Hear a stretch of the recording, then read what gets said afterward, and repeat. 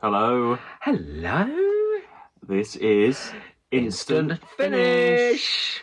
And we have literally just listened to the next instalment of Once and Future. The penultimate instalment, sort of posing as a finale.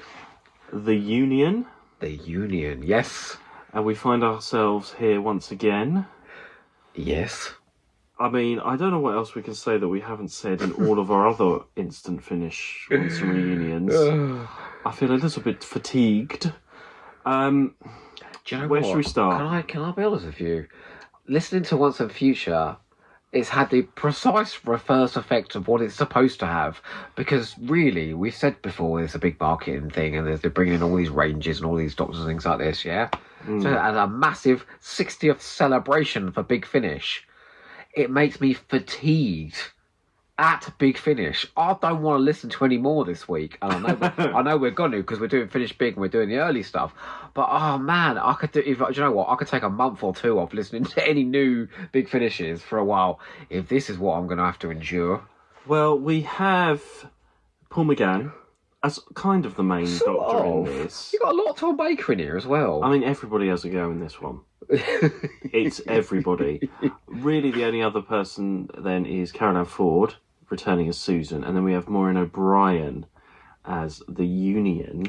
Yeah, there were so many points to talk about there, you know. Yeah, and I'm just doing a little summary. So let's talk about all the different doctors for one. Well, the big issue, may I say? Yeah. The big issue is, right, is you've got Caroline Ford here, yeah, delivering a typically appalling performance. Saying, Grandfather, oh, look, people, oh. You know, like, emoting like mad, but not actually delivering any nuance whatsoever, just like she did in the TV series. And because they're putting her up against, like, 500 different versions of the Doctor, we know they are cutting and splicing together these stories from all these different. I don't think they were all in the studio on the same day. Oh no, not at all. So she ain't got no chemistry with none of them because none of them are acting against her. So there's nothing naturalistic about her performance at all. She's just obviously acting against David Darlington, sorry. She could be David Richardson or someone like that, who she has no acting rapport with. So it just sounds like old Harridan screeching out lines. I don't think whoever she acts against is going to make any difference. No, they're not going to improve her acting, no. But there might be some chemistry. When she was with Paul McGann in Lucy Millen to the Death, there was some chemistry, there was some drama, you know, because there's actually two actors in a room acting against each other. A bit like last instalment, it's just a lot of running around, and then the Doctor is. We go through all the different Doctors back and forth through all these different things. It doesn't actually add anything because we've had it so much already. We've done so much of this already, it's haven't we? Same old already, so and we're waiting for. This is the climax. How's it any different from the rest? Plot, which we don't get very much of. I thought Maureen O'Brien was actually pretty good as playing the Union. Awful. No, what she wasn't. No, I think she was the best thing. There was no character for her to get hold of. No, but she at least is playing a character in here. Yeah, she was playing a ranty Doctor Who villain. And not worse, too bad. I thought she was playing. right. This is it, folks. Sorry, spoiler. The massive villain at the heart of Once and Future is the 11/1/2/ the Big Finish villain that's been in every fucking box set for the last 50 years. I mean, there's just nothing original here at all. I mean, I completely forgot we had River Song in that as well. Yeah. But not. Why is she in this? As it started, I was like, okay, so there's a reason why Susan's been captured here, and then River Song has been overseeing things in the background and has got Susan there and everything. There was a little bit of plot, and there's a little bit of wrapping up of what we found out. So right at the end, it's this bit where you fell asleep. I did fall asleep in the climax, and honestly, I don't think I missed a thing. So we go back. So the monk, you know, we had the monk in the first one. Yeah, I did catch it. It does wrap that. I liked how that wrapped up, and I did like Maureen O'Brien. Everything else, though, the Doctors, they're just cycling through the Doctors for the sake of everyone having a cameo. But it's not I said There's to no you, reason for it. I think that's the problem. There's I said just to you, not a reason behind it. while we're listening, because we're having a quick succession of Jacob Dubman as the 11th Doctor, Stephen Noonan as the First Doctor, Tom Baker, who's a much older man now. Because you have all of the different Doctors changing in quick succession, and you've got Jacob Dubman in there as the 11th, and a clearly older Tom Baker. You've got Stephen Noonan as the First Doctor, Tim Treloar as the Third Doctor, Michael Troughton as the Second Doctor. It really, because it's also condensed, it really highlights how none of them sound like the Doctors that we are supposed to be celebrating, and that's a problem when we're supposed to be celebrating those Doctors. And the problems that we've had here with this story, it's the same problem every month that we've had. We're complaining about the same things every month. It's because it hasn't changed. It's not a story it's the that's same progressing. Issues. And do you know what was worse? Is we've had 7 hours, or what? We had 6 hours leading up to this conclusion, right? So you think you'd spend those 6 hours piecing together the mystery and all of this? No, it's been passing the baton every week. But then in this. Even in this, he's not figuring it out. It comes to the climax, and Maureen O'Brien goes, "Ha ha! Do you want me to reveal my evil plan?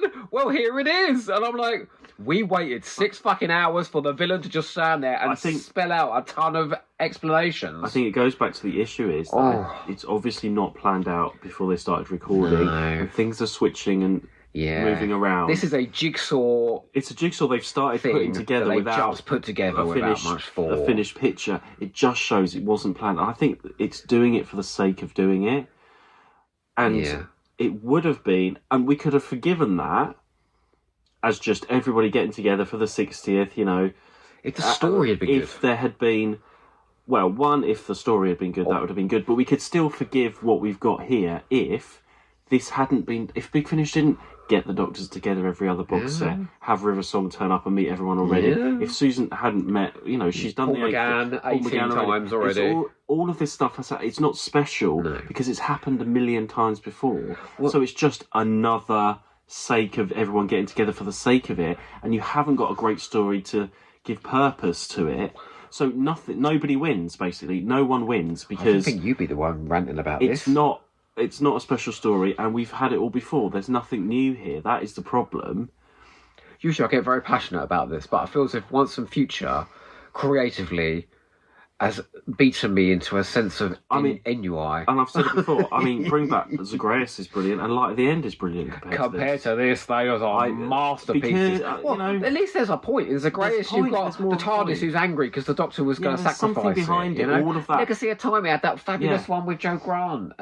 Is that Legacy of Time? Oh, Legacy of Time. You see, it's happened so many times before, so it's a bit like.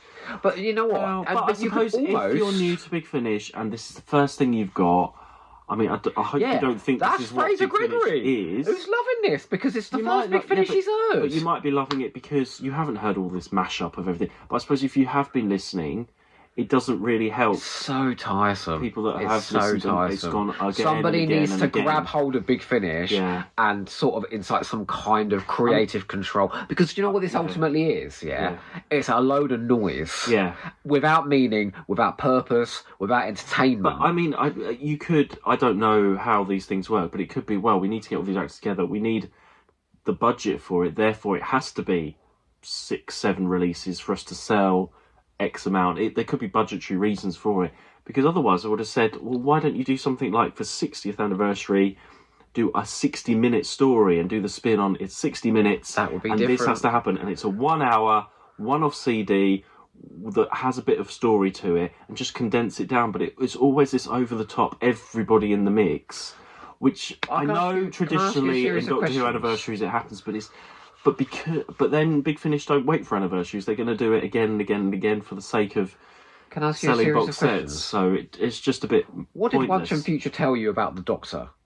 Well, nothing. No, because it was a different character every time. It wasn't even consistent. Once and Future tell you about Doctor Who? Nothing. No. What was the point of Once and Future? What was its purpose? I don't know. I don't know either. After listening to the climax of this thing, I'm like, okay, so we've got this old villain that Big Finish has pulled out every 2 minutes. You know, the 1, the 5, the 12, the 16th, whatever. It's so annoying when all the voices are in the head as well. And she's like, what? She's trying to degenerate the Doctor because something. Well, there's Time War-y stuff. Yeah, they've done that a million times as well. That's the thing. It's like, well, we've already had. Maybe if this was the first time that Big Finish had addressed the Time War, so there was a big. We're like, oh, we're actually going to see some Time War, but we've had how many box sets, how many of everything else. So again, even if the mention of Time War and being at that point in the Doctor's life, we've had it all before already. So, It's so tiring. Okay, I want my 70 quid back. but it, I could have got 10 fish suppers with that. maybe this is you're just buying this for the 60th. You're a new fan, or you haven't tried Big Finish, and okay, you want to see what all these Doctors are like. Fine, then maybe that's more. This is more for you, but. As a special, selling it as a special 60th anniversary, this is Big Finish you've been going for all these years, are celebrating 60 years of Doctor Who for, then it actually will know it's not that great. It is utterly cynical. It is bereft of meaning. It is just putting out things with people's faces on covers. Yeah, Thinking I feel like it was getting people excited because these people are going to meet. I think that's all this has been. That's not good enough for 7 hours of bloody storytelling. It's a long I would storytelling. have respected Big Finish far more had they made Puracy their 60th anniversary set and just maybe focus on one Doctor like Colin Baker and told that riveting original story and said, look what we can still do. Yeah. Instead of just pulling the same old tricks out of the bag. I genuinely think somebody needs to start overseeing this company and saying this is not good enough. You are charging people a lot of money for storytelling that is bereft of meaning. Well, actually, what they could have done with all these people that have signed up to be in this across all of the releases, I would have liked them. Maybe just they could have sat around a table and just been like, the Big Finish Talks interview CDs and had these random people together actually talking about their time on Doctor Who together. Just your who haven't talked 60-minute together. thing, your 60-minute thing, a live Big Finish story stream. That's now, it. that would have been 60 something minutes, a live Big Finish, a few characters there, or maybe just get as many Doctors as possible together, and it's recorded live and goes, yeah, that would have been cool. I mean, and then you've got 1 hour to produce of that, and that's all. I think there are things to enjoy here. Though I enjoyed the artist at the other time. You can enjoy Terry Malloy's performance in that one. You can enjoy Michelle Gomez in that one. But it's like crumbs. Yeah. Crumbs in a cake that is utterly tasteless. It's by no means the best thing. No. The Big Finish. No. Come on. This is the worst thing, Big Finish. And this script, this story. Yet we were bored 10 minutes in. And I said, do you know what's going on? And he goes, well, yeah, but, and then I fell asleep at the end. I was like, well, clearly that was worth 6 hours. It's just not good. It's not good. And you know what? I'm really pleased it's come to an end because I don't like talking into a camera and saying this is fucking shit. These are the only negative ones that we do. All the other ones, mainly, that we've heard of recent box sets have been brilliant and amazing. For once, I have sought out other reviews, and I don't think we are the exception to the rule. Yeah. I think a lot of people have been very unhappy, and not just with the foil coming off the covers, but just the general standard of this. And there are some podcasts which, are willing to say nice things about this, and happy days for you people. I do wonder if your critical faculties are somewhat lacking. This just isn't good enough. Not for the money that is being charged. So I feel disappointed, let down. It's a shame. And frankly, bring on the free specials for Rusty Davies, because that's the true anniversary. And I love Big Finish. I fucking love Doctor Who on audio. I've got such a passion for these actors that they use. And to see it all being wasted so spectacularly like this, it is heartbreaking. Okay, well, let's leave it there. I thought I was just going to rant on and on, but we'll see you next time for hopefully a more positive. What are we doing the instant finish for next I think we're going to try and do the 8th Doctor box set next month. Oh, Audacity! That sounds amazing. Let's give that a go. Jay Griffiths from Bugs. Yeah, but for the moment, I am glad this is finished. Sorry, and I realise some people have been very excited about the rants, but unfortunately, I can't even rant now. I feel exhausted after listening to it. I feel like I haven't had an enjoyable story. I've just been like, great, we've got through it. We made that's it the through achievement. It. Well done. Okay, well done, everyone. And don't forget to finish big.